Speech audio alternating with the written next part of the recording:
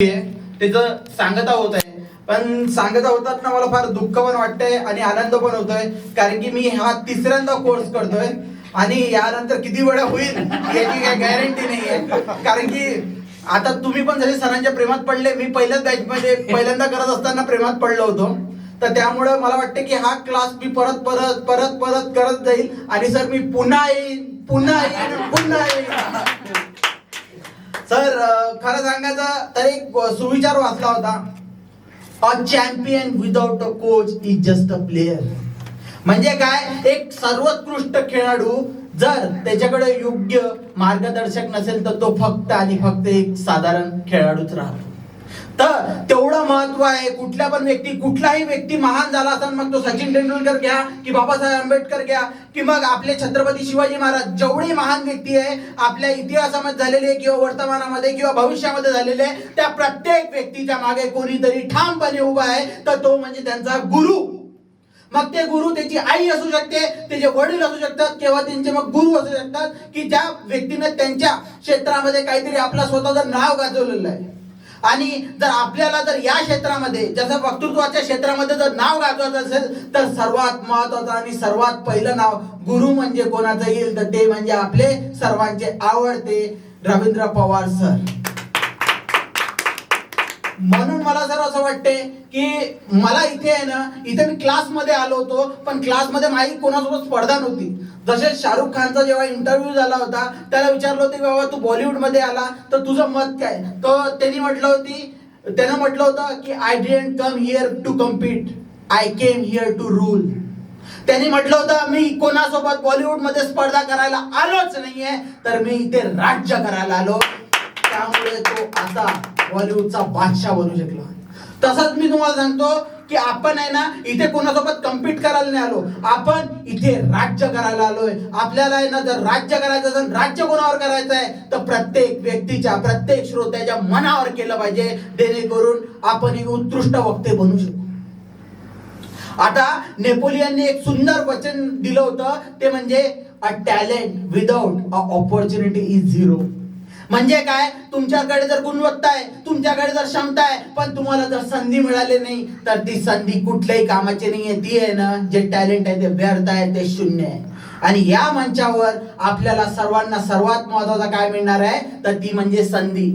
बाबासाहेब आंबेडकरांनी जेव्हा संविधान लिहिलं, त्या संविधानामध्ये ज्या लोकांना वर्षानुवर्षे जी संधी डावलल्या गेली होती, त्यांना वेद पाठ करायची संधी नव्हती, ती आपल्या संविधानामध्ये काय दिली तर एक संधी दिली. त्यामुळे कितीतरी मागासलेले लोक घ्या, कुठले जरी ज्यांच्यामध्ये टॅलेंट आहे त्यांना संधी मिळाली, त्यांनी त्या संधीचं सोनं केलं. म्हणूनच आहे ना, कितीतरी लोक ज्यांची 100 वर्षापूर्वी कोणी अपेक्षा पण करू शकत नव्हतं, त्या माणसाने इतिहास घडवलेला आहे.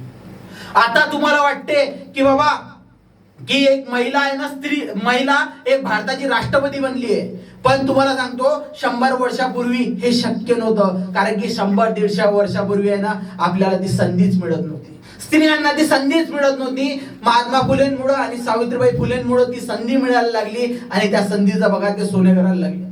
कोणी जर तेव्हा 150 वर्षापूर्वी जर म्हटलं असतं की आदिवासी व्यक्ती भारताचे राष्ट्रपती होऊ शकते, तेव्हा सर्वांनी त्यांना वेड्यात काढलं असं. पण आता बघा, आदिवासी व्यक्ती हे भारताच्या सर्वोच्च पदावर जाऊन पोहोचलेली आणि योग्य पद्धतीने स्वतःच्या मिळालेल्या क्षमतेचं प्रदर्शन करतात आणि भारताचं नाव उज्ज्वल करतात.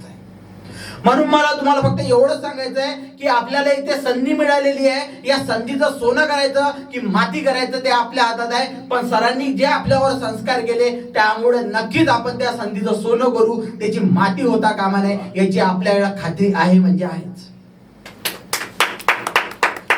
महाभारताचं युद्ध आपल्याला सर्वांना माहिती आहे. महाभारताचं युद्ध कशाने लढलं गेलं होतं तर ते म्हणजे शस्त्रांनी आणि अस्त्रांनी.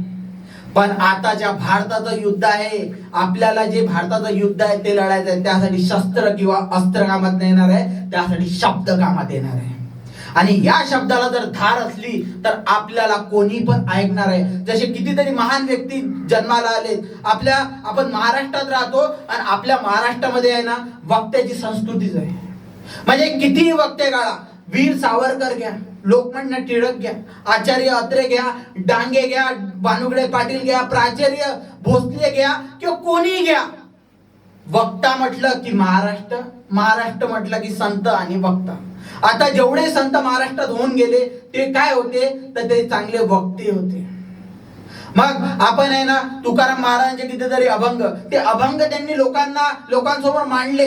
कितीतरी लोक अशिक्षित होते तेव्हा, फक्त त्यांना काय येत होतं तर त्यांना समजत होते. त्यांच्या कानावर ते पडल्यानंतर ते आहे ना मंत्रमुग्ध होऊन जायचे आणि आपले तुकाराम महाराजांचा आहे ना कान देऊन ऐकायचे. म्हणून वक्तृत्वाची ताकद खूप चांगली आहे आणि याचा योग्य पद्धतीने वापर झाला पाहिजे आणि समाजामध्ये परिवर्तन घडलं पाहिजे. या परिवर्तनाची सुरुवात आपण स्वतःपासून करूया आणि हे जे वरदान आपल्याला मिळालेलं आहे हे वरदान श्राप होता कामा नये. नाहीतर काय, आपण याचा जर चुकीचा पद्धतीने वापर करत बसलो आणि जर जागोजागी दंगल पेटवत असू तर मग काय हे वक्तृत्व याचा काही फायदा झालेला नाही आहे, याचं नुकसान आहे. म्हणून एवढंच म्हणतो की हे जे आपल्याला वक्तृत्व मिळालेलं आहे याचं योग्य पद्धतीनं, ज्याला इंग्लिश मध्ये आपण कन्स्ट्रक्टिव्ह वेनी म्हणतो, कन्स्ट्रक्टिव्ह वेनी याचा वापर झाला पाहिजे, जेणेकरून आपण समाजामध्ये प्रकाश टाकू. एवढंच बोलतो आणि इथंच थांबतो. मी सर सांगितल्याप्रमाणे मी पुन्हा येईल आणि बाकीच्यांना पण विनंती करतो तुम्ही पण पुन्हा या आणि पुन्हा या. एवढं बोलून इथंच थांबतो. जय हिंद, जय महाराष्ट्र, जय भीम. त्याच्यासाठी गेले होते.